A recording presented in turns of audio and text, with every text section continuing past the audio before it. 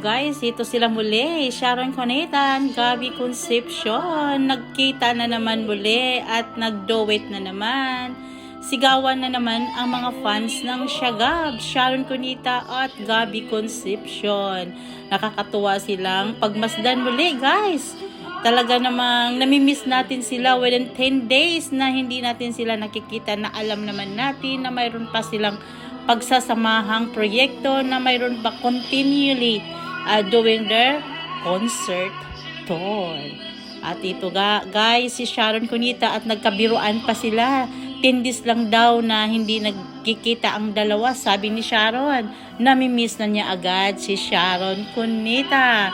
At sabi ni Gabby Concepcion ay ayaw na daw niyang umuwi sa Manila dahil nga ay namimiss na niya si Sharon Cuneta. Talaga naman ay game na game silang dalawa sa kanilang pinagsamahang concert. Napakabuti talaga na nagiging civil silang dalawa. The best talaga ang love team na ito, Sharon Cuneta and Gabby. So, we used to be one, and our hearts, and our hearts, at that time were very young. 10 days lang tayo hindi nagkita. Yun ang nga sinasabi ko, 10 days lang. Wala ka na sa sarili. Ang haba ng 10 days, alam mo ba yun? Namiss mo ko. Ayaw, ayoko na umuwi ng Pilipinas.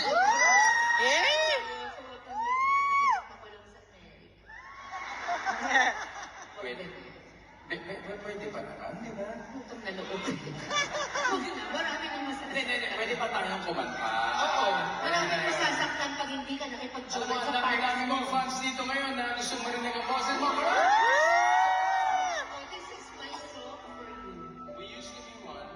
Now we are so... Ano And let's do this, okay? Sharon Concepcion, no? Oh my gosh! It's fun. I'm happy that we were able to work together. We work together.